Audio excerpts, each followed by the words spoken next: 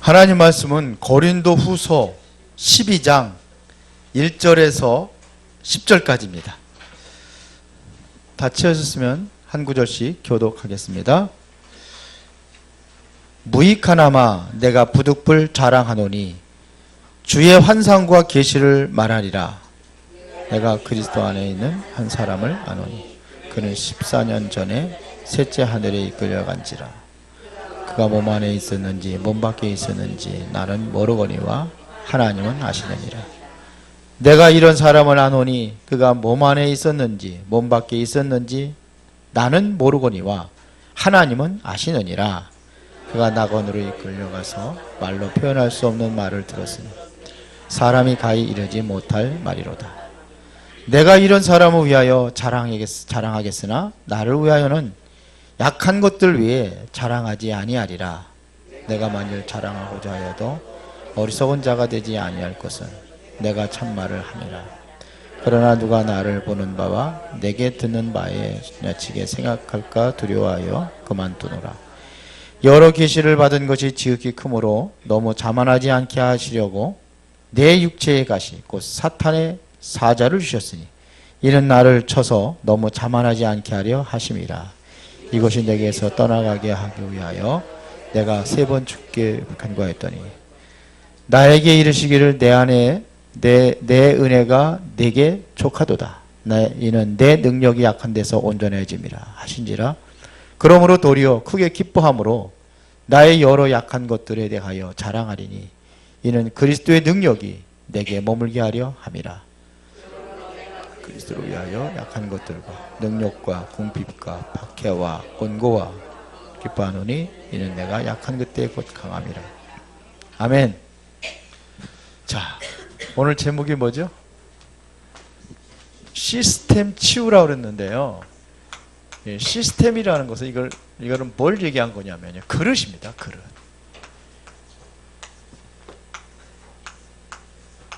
그릇이 중요해요. 사이다 뚜껑 갖고 와가지고서는 밥 달라고 그러면은 얼마나 주겠습니까? 일단은 그지도 그릇이 커야 돼요. 그래야 얻어먹어요. 자, 우리는 지금 금요일마다 치유 메시지를 하는데요. 우리가 일단은 먼저 봐야 될 것이 있는데요. 그게 뭐냐면 병든 자입니다. 자, 지금 영적으로 시달리는 사람들이 많이 있습니다. 그리고 정신질환자는 쉽게 안 나아요.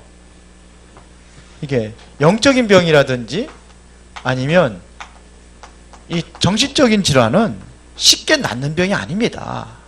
그러면 어떻게 해야 되느냐 하는 얘기입니다. 우리가 치유받으려면 어떻게 해야 되겠습니까? 일단 오늘 고린도후서 12장 1절부터 10절까지 읽었는데 이게 뭐 얘기하는 겁니까? 바울이 자기의 사단의 가시라고 되어 있는데 바울에게는 병이 있었어요. 학자들마다 뭐 간질이라는 사람도 있고 어떤 사람은 눈에 안질, 담에색 도상에서 강한 빛을 받기 때문에 눈에 병이 왔다 이렇게 하는 사람도 있어요. 근데 그것 가지고 하나님 앞에 기도했는데 하나님께서 안 고쳐줬어요. 쉽게 낫지 않는 병이 있어요. 그런 거 하면 크로스비 같은, 이건 바울 얘기한 거고요. 크로스비 같은 사람은 어땠습니까?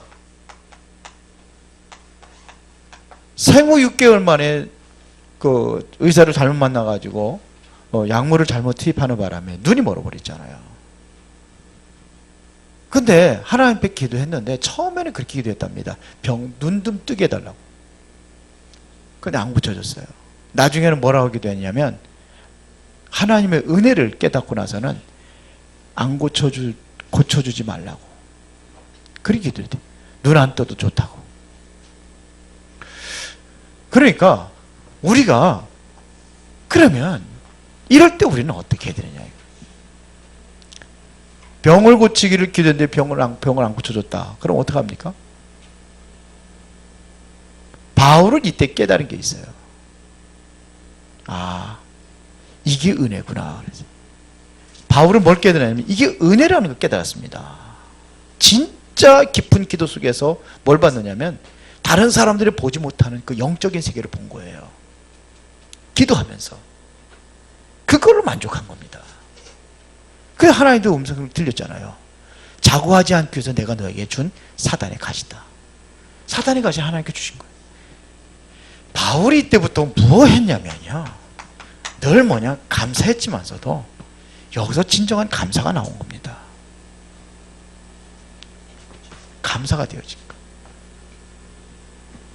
치유적 치유가 뭔지 아십니까? 감사합니다. 육신의 병은 치유받지 못했는지 모르지만서도 더 큰 치유를 받은 겁니다. 더 큰 은혜를 받은 겁니다. 그게 감사하는 거예요. 염려는 왜 내버리라고 합니까?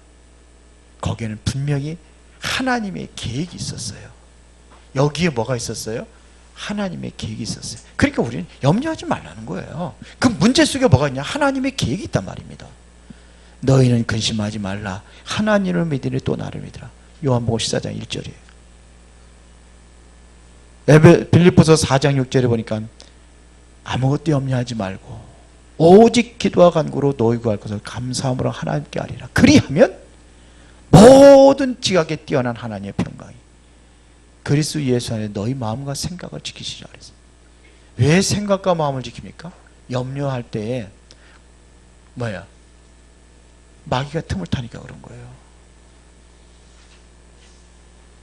베드로전서 5장 7절 8절에 뭐라고 했습니까? 근심하지, 근심하고 깨어라. 왜? 너희 대적마귀가 우는 사자와 같이 두루다니며 삼킬 자한다. 왜? 누구예요? 염려하는 사람들. 감사할 수 있습니까? 나는 치유받지 않아도 좋다. 더 큰 은혜를 받으면 그게 감사한 거예요. 그러면은 진짜 중요한 것은 뭐냐면 내가 치유받는 게 중요한 게 아니에요. 뭐가 중요하냐? 복음의 뿌리를 내리는 겁니다. 이럴수록 우리는 어디에도 뿌리냐? 복음의 뿌리를 내리는 겁니다. 가장 정상적인 방법으로 말씀 들으면서 오랫동안 복음의 뿌리 내리면은 잘 치유되지 않는 것도 치유되게 되어 있습니다. 제가 치유 사역하는 게 방법 중에 방법은 뭐냐면 가장 중요한 게 복음입니다. 복음의 뿌리를 내도록 만들어주는 거예요. 정말로 뭐냐면 말씀의 뿌리를 내도록 만들어주는 거예요. 그 말씀을 계속 하거든요. 근데 자꾸 사람들의 생각의 방법이 뭐냐면 자꾸 뭐 하느냐? 치유만 생각을 해. 치유만. 그게 아니에요. 치유만. 바울은 아예 안 고쳐준다고 하나님 그러셨잖아요. 근데 그래야 되는데 이거를 느껴야 되는데 자꾸 이걸만 가니까는 뭐예요? 뭔가 좀 목사가 뭔가 좀 안수하고 뭔가 좀 이렇게 뜨겁게 막 기도하고 그렇기를 원해요. 그건 올바른 치유가 아닙니다. 물론 능력으로 치유가 될 수 있겠죠. 그런데 그건 올바른 치유가 아니에요. 진짜 여기에 뿌리를 내려서 흔들리지 않아야 돼요. 그러면 열매를 맺게 돼 있습니다. 그러니까 심심한 거예요. 뭔가 좀 그냥 막 그냥 1시간 2시간씩 막 그냥 불로불로 하면서 막 그냥 찬송하고 기도하고 막 해주길 바라요. 그게 나쁘다는 게 아니에요. 우리는 머리는요, 머리가 뜨거워지면 안 돼요. 머리는 냉철하고 가슴이 뜨거워져야 돼요. 그건 어디서 나오냐? 복음에서 나오는 겁니다. 어디서 나오느냐? 하나님 말씀에서 나오는 겁니다. 이렇게 돼야 되는 거예요. 이게 정상적인 치유예요. 귀신아 나가라, 귀신 쫓아내고 막 그러잖아요. 또 들어와요. 틀림없이 또 들어온다니까요. 그리고 처음부터 또 악해져요. 성경에 보면은. 그건 고칠지 모르지만서도 영적인 부분들이 다 황폐해지게 되어 있습니다. 그래서 뭘 갖춰야 되느냐? 개인 시스템을 갖추라는 겁니다.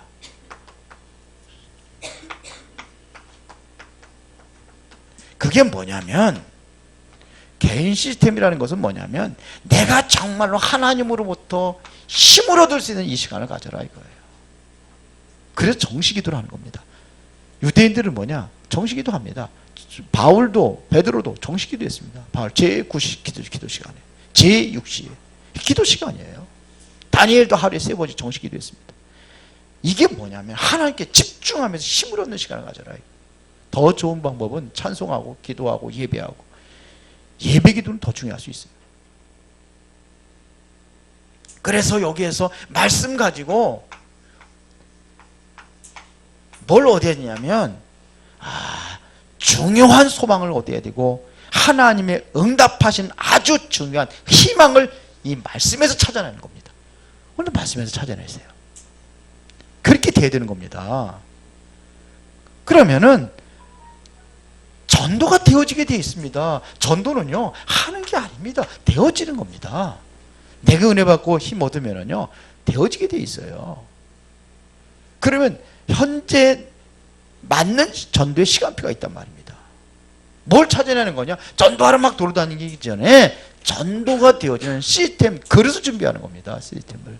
고기를 잡았으면은 고기를 담을 수 있는 그릇이 있어야 하잖아요. 이걸 시스템이라고 하는 거예요. 그게 없으면 안 되잖아요. 그래서 우리가 꼭 체험할 것이 3가지 체험이 있는데, 그게 뭐냐? 그리스도입니다. 이게 체험이 돼야 돼요.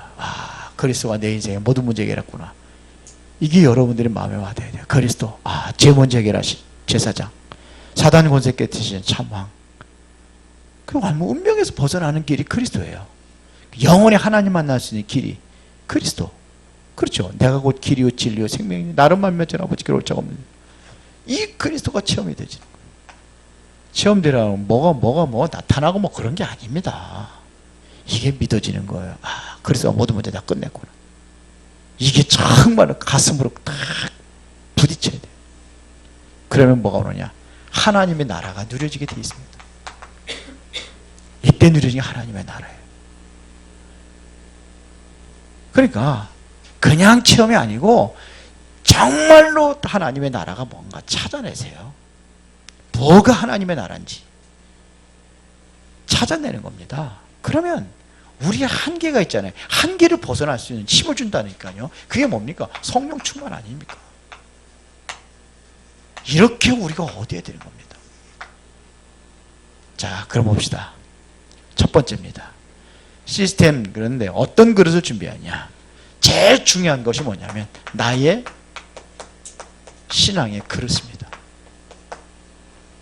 신앙의 그릇. 일단은 신앙의 그릇이 돼야 돼요. 자, 봅시다. 하나님은 처음부터 세계화였습니다. 하나님은 처음부터 세계적인 사람이에요. 세계화. 하나님은 처음부터 미래적이었습니다. 하나님은요. 그래서 원래 인간을 창조할 때마다 생육하고 번성하고 땅에 충만하고 땅을 정복하라 그랬어요. 창세기 1장 28절입니다. 아브라함을 불러서 뭐라고 말씀하셨느냐? 창세기 12장에 보니까는 땅의 모든 족속이 너로 말미암아 복을 얻을 것이다 그랬어요. 처음부터 세계화했다니까요. 하나님은. 그런데 유대인들 한번 봅시다. 유대인들이 왜 실패했는지, 유대인들은 어땠습니까? 그 사람은요, 세계화가 안 됐어요. 뭐가냐? 민족주의입니다. 우리 민족만 그런 거예요. 민족주의. 그 다른 이방인들 상관을 하지 않았습니다. 조금만 먹으라면 비난하고. 그래서 사마리아 사람 같은 동족입니다. 북이스라엘, 남유다 반으로 나눠졌잖아요, 나라가. 그때의 북이스라엘의 수도가 사마리아예요. 근데 거기 사람들에게는 뭐냐면 전부 다 어떻게 됐습니까? 완전 노예로 그냥 전 세계 시장으로 완전히 팔리게 됐잖아요. 아수르에서 완전히 멸망당하고 그리고 그 나라에다가 전 세계에 있는 남자들을 풀어버린 거예요. 남자들은 세계 다 팔아버리고. 그러니까 거기가 그 민족이 어떤 민족이냐면 사마리 사람들이 쉽게 말하면 혼혈족이 돼버린 거예요. 그러니까 참 아예 개취급을 했다니까요. 상종을 안 했어요. 민족주의, 그 정도였습니다. 민족주의. 얼마나 이 율법이 강한지 아십니까? 강한지 아십니까? 율법주의입니다. 그래서 안식일 날 어기면 돌 쳐 죽이는 거예요. 그 정도로. 눈은 눈, 이는 이 갚는 거예요. 보복을 하는 거예요. 율법주의. 하나님은 그렇지 않잖아요. 복음주의잖아요. 복음은, 율법은 판단하고 정죄하고 죽이는 거지만 복음은 다 살리는 거 아닙니까? 예수님께서 율법 가지고 들고 나왔다면 현장에다 가나마다 잡혀있는 여자 돌로 쳐 죽여야 돼요. 근데 예수님 살렸잖아요. 이게 복음이에요. 이 그릇을 준비해야 된단 말입니다. 유대인들은 다 뭐냐? 인본주의. 인본주의가 뭔지 알아요? 사람이 주인 되는 게 인본주의예요. 우리는 인본주의가 되면 안 돼요. 무슨 주의? 신본주의가 돼야 돼요. 이 사람들은 자꾸 뭐냐면 또 뭐 신비, 뭐 전통 이렇습니다. 그러니까 전 세계 노예가 되고 전 세계 포로로 잡혀가고 포로가 되고 속국이 되고 나중에는 어떻게 됐습니까? 유리하고 방황하는 민족이 되어버렸잖아요. 이렇게 되어버렸습니다. 결과는요. 뭐냐? 하나님께 처음부터 이거 했는데 이거 할 그릇이 아니에요. 종쟁이 그릇이요. 쉽게 말하면. 세계를 바라보지 못한 거예요. 신앙의 그릇이 크지 못하면은 눈에 안 보이게 주의가 어렵게 돼요. 신앙의 그릇이 크지 못하면은 후대들이 얻게 돼요. 신앙의 그릇이 크지 못하면은 교회 부흥도 마찬가지입니다. 그래서 뭘 깨야 되느냐? 내가 가지고 있는 옛들을 완전히 깨버려야 되는 겁니다. 누구든지 그리스도 안에면 새로운 피조물이라. 이전 것은 지나가서 보라 새 것이 되었도다. 그러면 뭐예요? 이런 것들 깨트려 버려야 되죠. 새롭게 나와야 되죠. 초대교회가 그래서 초대교회가 진짜로 쓰임 받는 거예요. 이거 완전히 다 깨버렸잖아요. 그들이 상종하지 했던 사마리아 땅에 가서 복음 전하잖아요. 사도행전 13장에 보니까는 팀을 구성했는데 그게 무슨 팀입니까? 선교팀이거든요. 그런데 거기 보면 누가 있어요? 니겔이라는 흑인들이 들어가 있고 선교사로. 헤롯의 젖동생 마나엘이 들어가 있고. 이거 왼수인데요. 헤롯이 얼마나 핍박한 사람입니까? 상관없었어요. 이게 그릇이에요. 신앙의 그릇, 여러분들의 그릇은 어디에요? 세계화가 돼야 돼요. 이제는 과거의 옛들 다 깨야 됩니다. 그래야 2020년도 하나님의 큰 응답을 받아 누리게 되어 있습니다. 이거 깨야 돼요.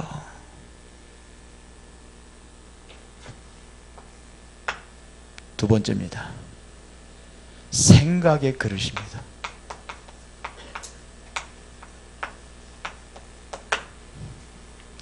생각의 그릇도 넓혀야 돼요.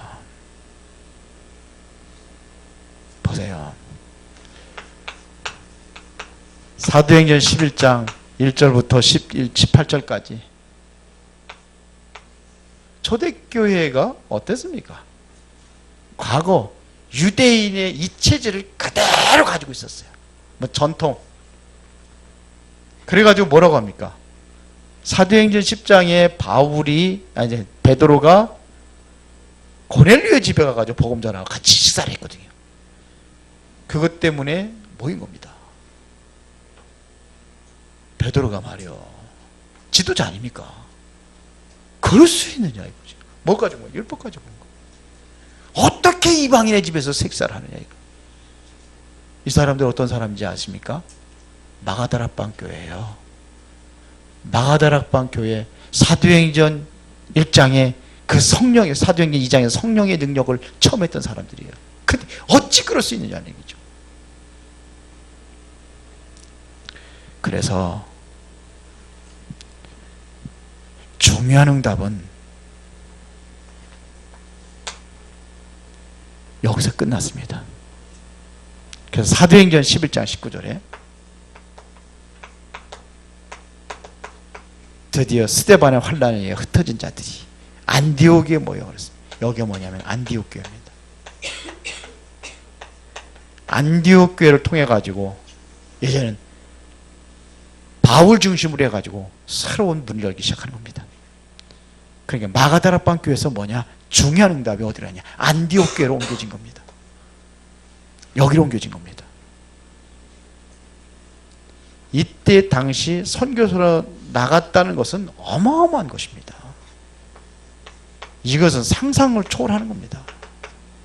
선교사들이 준비된 겁니다. 사도행전 13장에. 근데 여기 보면은요, 어떤 사람이 전문인들을 데리고 나갔어요. 지금 우리가 하고 있는 모든 교단들이 하고 있는 그런 선교 방법이 아니에요. 전문인들을 데리고 나갔어요.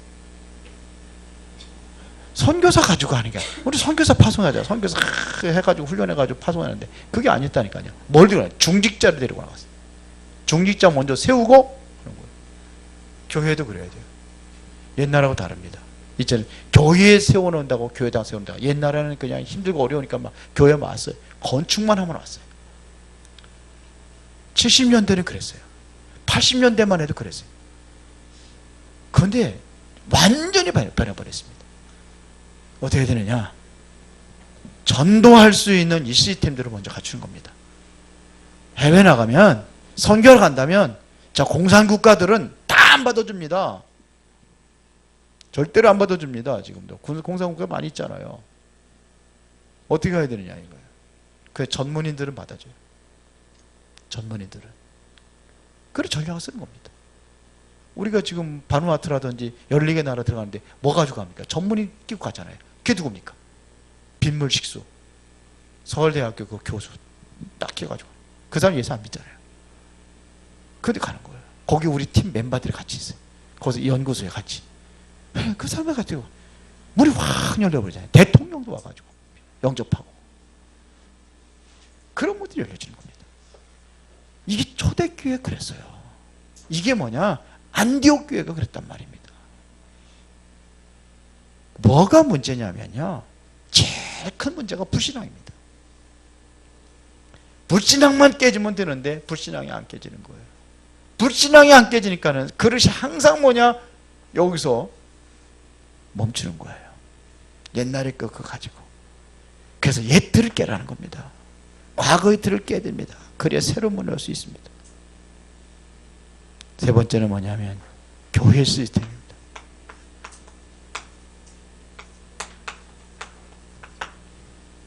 교회 시스템. 빨리 바꿔야 됩니다. 이게 응답 중에 응답입니다.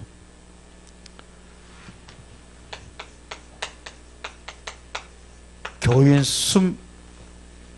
수만큼 교회당이 되어야 됩니다.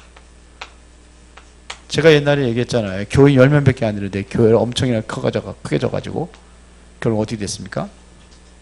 교회 부도나 버리는 거예요. 믿음이 돼가지고. 절대로 그렇지 않아요. 그렇게 안 됩니다.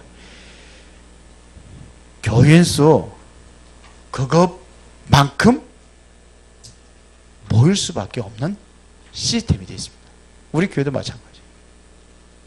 이제 우리 뭐 100명에서 계속 이렇게 해가지고 성도 수는 더 많지만 모이는 수가 뭐 거기서 왔다 갔다 하잖아요. 이게 깨져야 돼요. 이게 뭐냐면 그럴 수밖에 없는 그릇이 되는 거예요. 이게 안 되는 겁니다. 여기에 보세요. 교회 숫자 중요하지만 목회자들의 생각과 또한 방법이 문제입니다. 이게 발견되어야 치유가 되는 거예요. 교회가 치유되는 겁니다. 목회자의 생각과 방법이에요.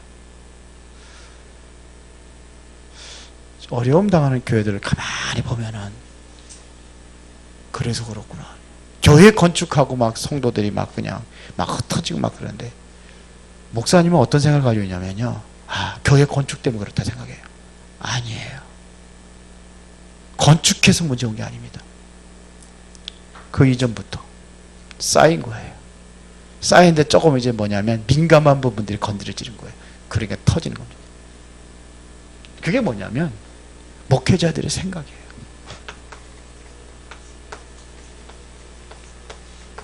그게 다 터지는 거예요. 조금 딜만 하다가 조금 딜만 하니까 교회가 건축하잖아요.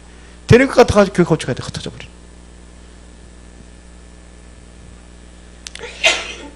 그리고 목회자뿐이 아닙니다. 성도들의 생각입니다.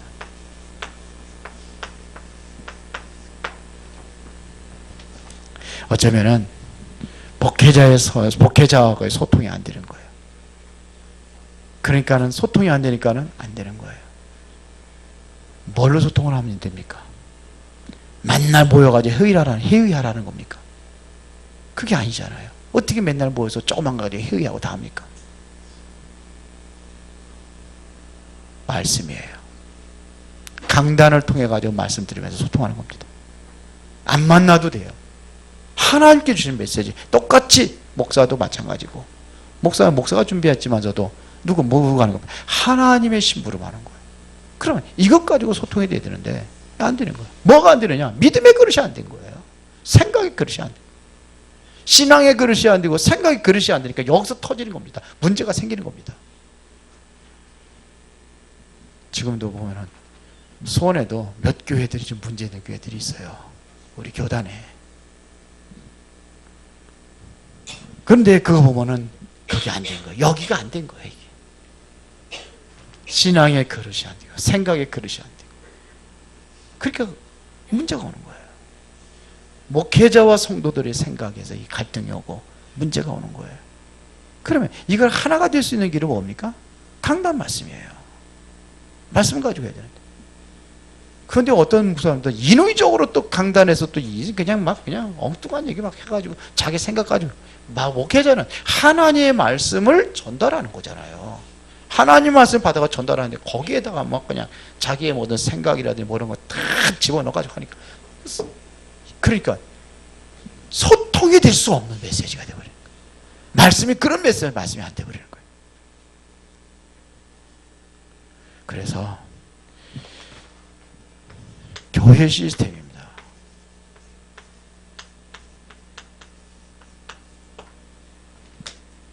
우리는 성경적인 전략을 가지고 나가야 됩니다. 성경적인 전략. 초대교회 성도들이 했던 성경적 전략. 이거를 봐야 돼요. 그래서 우리가 20가지 전략을 찾은 겁니다. 여기에 진짜 중요한 것은 전략이 아닙니다. 더 중요한 것은 사람입니다. 사람이 없으면 안 돼요. 그걸 뭐라 그러냐? 제자라고 합니다. 이들이 제자들이 세워졌어요. 사도행전 2장 9절부터 11절에 보니까 전문인 제자들이 있었어요. 거기가 어디냐? 마가다락방에 바람 같은 불 같은 성령의 능력이 임할 때에 15나라의 사람들이 모였어요. 산업인들입니다. 이게 제자들입니다. 사도행전 3장 1절에서 12절 보니까 베드로를 통해서 안진병가 일어났어요. 안진병이는요, 그 일어난 사람은요, 고침받은 사람은 가만히 있어도 증인이요. 그렇죠. 베드로가 재판받고 있어요. 사도행전 4장에 법적으로 예수에게 말하지 말라고 돼 있는데 그 얘기했단 말이에요. 예수 이름으로 안진병이 이렇게 했잖아요. 그러니까 네가 예수 얘기하지 말라고 그랬는데 누구 이름으로 고쳤느냐 이거 묻는 거예요. 고치고 안 고치고 상관이 없어요. 그게 아니라 예수 이름 네가 법적으로 법을 어겼느냐 안 어겼느냐 그걸 얘기하는 겁니다. 근데 베드로가 뭐라는 게 다른 일로서는 구원을 얻을 사람 천하 사람을 구원을 얻는 부르는 다른 일 주인이 없다. 근데 거기에 옆에 누가 있어요? 안진병이 일어나 딱 서 있는 거예요. 그게 증인이라. 그래서 사도행전에 나오잖아요. 3장에 14절인가 어디에 나오잖아요. 그렇죠. 그게 증인. 이게 제자입니다. 이렇게 세워져 나갑니다. 사도행전 8장 20절 40절에 빌립이 사마리아 성에 가서 누굴 만나? 이디오피아 내시를 만나는 거예요. 그게 제자예요. 에디오피아 그게 아프리카거든요. 아프리카 복음화의 분이에요. 제자입니다. 제자. 시스템이 뭐냐? 다른 게 아니에요. 제자들입니다. 제자들을 세우는 겁니다. 그래서 우리가 매주 주일날 10시에 중직자 모임을 갖습니다. 근데 간단하게 제가 메시지하고 하는데 중요한 시간이에요. 그 시간이 중직자들과의 참된 소통이 이루어진 시간이에요. 그래서 이번에 새로 피텍 중직자들은 꼭 오셔야 돼요. 훈련 안 받으면 안 돼요. 제자들입니다. 그거 외에 이제 따로 훈련 받았지만 와야지. 집사님, 소리사님 다 중직자요. 중직자요. 이름 없이 빛도 없이 최고 헌신하는 중직자들.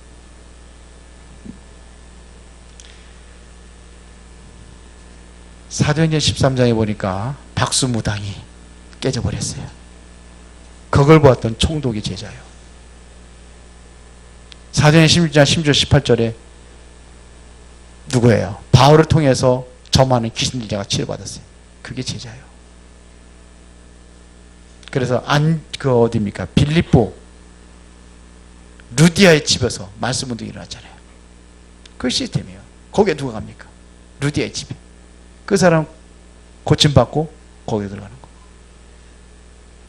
바울이 감옥에 들어왔던데 거기에 많은 사람들이 모여 있는 거예요. 그만 제자들이죠. 제자들이 있으니까 모이는 거예요. 제자들이 현장에 나가서 메시지 증거하니까 살아난 역사가 일어나는 겁니다. 그렇게 해서 모여진 것이 로마서 16장의 제자들입니다. 어떤 사람은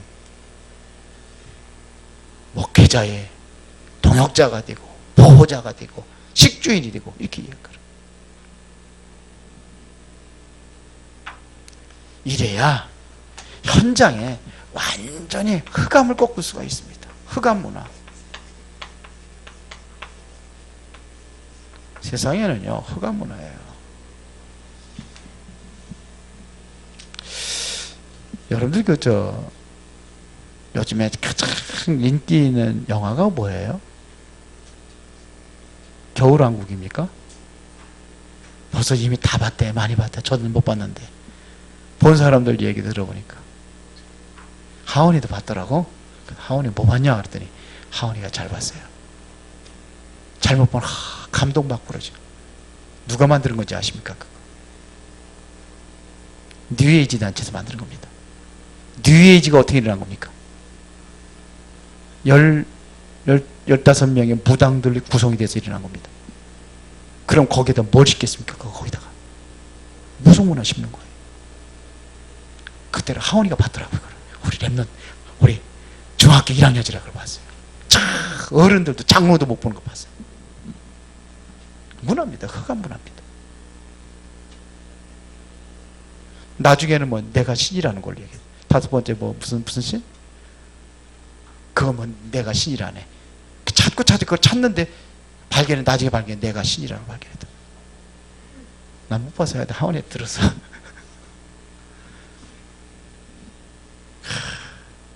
이게 뭡니까? 창세기 3장 아닙니까?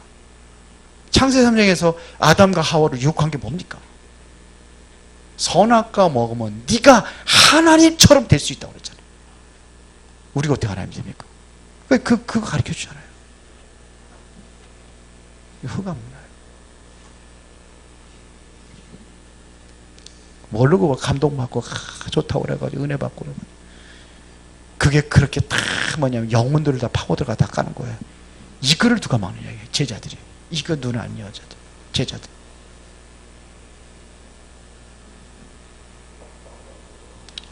요 두 가지 가지고 행정을 하는 겁니다. 이것 두 가지 가지고 사역을 하는 겁니다. 그래야 되는 겁니다. 심부름도 하고 별것 아닌데 바울이 편지 써가지고 보낸 거예요. 지금이야 뭐 핸드폰 가지고 전화하고 뭐 다 하면은 다 들을 수 있잖아요.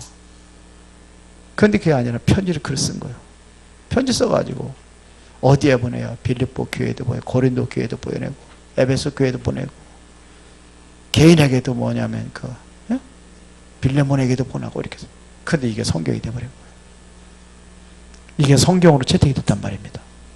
서신서입니다. 그게 로마 교회에 로마서 보낸 거예요. 이게 아무것도 아닌 것 같은데 여기에 큰 역사가 일어나는 겁니다.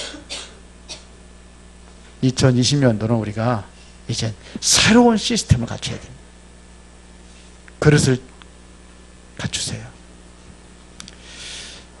여러분들 신앙관이 있습니까? 난 어떤 신앙인이 되겠다는 그런 거 있어요? 여러분의 생각에 가장 중요한 기준이 뭡니까? 제가 우리 랩런트들에게 한번 너는 어떠한 신앙관을 갖고 있냐 이렇게 물어보고 한번 생각을 해봐라. 내가 그랬는데 나는 어떠한 신앙관을 가지고 있어요? 보면 목사님들도 목회관이 없어. 많아요. 거의 돼요. 관이 없어. 생각으로 못했고 큰 생각, 넓고 큰 그릇이 됩니다. 생각의 그릇을 높이고 신앙의 그릇을 넓게 갖고 교회의 그릇도 이제는 다시 옛틀 다 그런 거 다 깨버리고 새롭게 우리가 이제 준비하고 2020년도를 우리가 시작을 하는 겁니다. 이러한 것들을 내다본 사람이 누구냐? 노아입니다. 어떤 사람은 노아가 방주 120년 동안 지었다고 그러는데 제가 아무리 성경 보면 120년은 아니고요. 박윤선 박사는 처음에 박윤선 박사가 주석을 120년 썼다가 그걸 고쳤습니다. 한 70년이라고. 근데 하여튼 120년이 됐든 70년이 됐던 노아가 그 많은 세월 동안에 방주를 만들었다는 건 보통 기적이 아닙니다. 그것도 산에서요. 이건 쉬운 일이 아닙니다. 그렇죠. 근데 뭐가 되냐? 이게 된 거예요. 노아가. 그렇게 한 거예요. 그것도 그 당시에 비 왔어요? 안 왔어요? 비 안 왔어요. 성경에 보면 창세기 2장에 보면 땅에서 안개가 올라 지면을 적셨더라 하세요. 그래서 그렇게 식물들이 자랄 수 있었어요. 근데 바다에다가 방주를 배를 만들어야지. 산 꼭대기에다 배를 만들었다니까. 그것도 하루 이틀이 아니에요. 70년, 120년이라고 하여튼 오랜 세월 동안 만들었어요. 여기에 모든 인생을 다 드린 거예요. 이거 하는데 이게 나의 신앙에 바르지 않으면, 나의 신앙관이 없으면 가능하겠습니까? 이게 정말 확실한 믿음의 생각이 아니면 가능하겠습니까? 불가능합니다. 쉬운 일이 아닙니다. 이게 되었으니까 큰 일을 할 수 있었습니다. 아브라함이 처음에 많은 고생을 했습니다. 그런데 드디어 뭘 받냐? 이거를 받은 겁니다. 모든 것 다 그러니까 다 양보해버린 겁니다. 다 양보하고 그릇이 달라진 거예요. 롯한테 다 양보하고, 롯한테 뭐냐? 젖과 꿀이 흐르는 그런 좋은 땅 다 내주고 자기는 뭐냐면 산지를 선택을 했어요. 거기서 뭐 했느냐? 하나님 앞에 단을 쌓고 기도했습니다. 그러니까 하나님께서 뭐라고 합니까? 동서남북을 바라봐라. 내가 보이는 땅을 너에게 다 주어놓으라. 그렇습니다. 그걸 본 거예요. 이거를 봤단 말입니다. 누가 봤느냐? 성경에 보면 가장 어려움을 당할 때에 7명의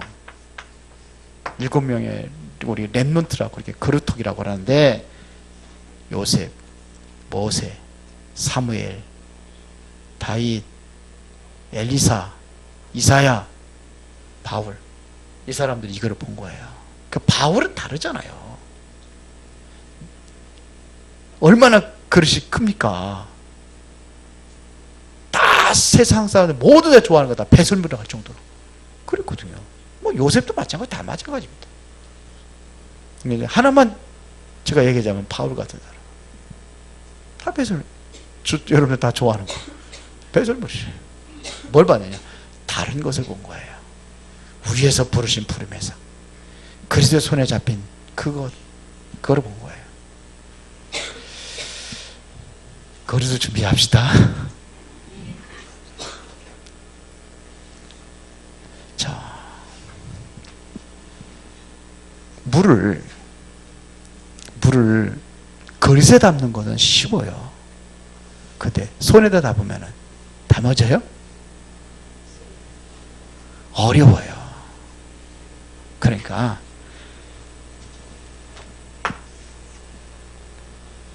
담을 수 있는 그릇을 준비하라 이겁니다. 다 새는 그릇 준비하지 말고 담을 수 있는 그릇을 준비하는 겁니다. 이게 치유가 돼야 돼요. 여기에 중요한 것이 뭐냐면 나의 신앙관, 생각, 그리고 뭐냐? 교회도 마찬가지. 그릇. 나는 어떤 그릇을 가져야 되는지 기도하는 시간이 됐으면 좋겠습니다. 전능하시고 살아계신 아버지 하나님께 진심으로 감사를 드립니다. 오늘은 우리가 그릇에 대해서 한번 생각하고 나의 그 잘못된 그런 부분들이 발견되었다고 한다면 이 시간에 다리 고치고 치유하는 시간이 되게 하옵소서. 예수 그리스도 이름으로 기도드리옵나이다. 아멘.